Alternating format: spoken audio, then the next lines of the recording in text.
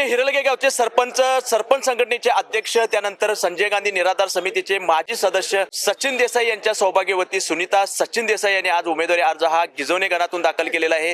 तर स्वतः ताई आहेत आपल्यासोबत।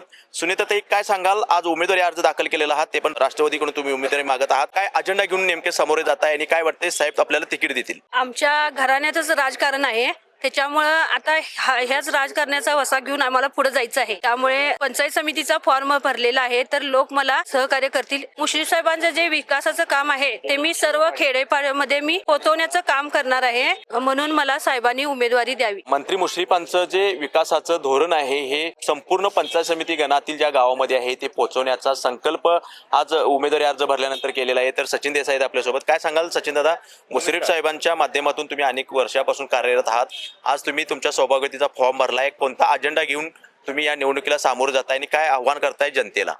गेली सातत्यानं 15 ते 20 वर्ष आम्ही राष्ट्रवादीच्या सहकार्यातून मुश्रीफ साहेबांच्या व सतीश पाटलांच्या माध्यमातून या गिजवणी गटात व तालुक्यामध्ये सरपंच संघटनेचा अध्यक्ष म्हणून असो किंवा संजय गांधीचा सदस्य म्हणून असो, या माध्यमातून तालुक्यामध्ये गोरगरिबांची भरपूर कामे केलेली आहेत आणि त्या कामाचेच फलित म्हणून मला साहेब आमच्या मिसेसला उमेदवारी देतील याची खात्री आहे।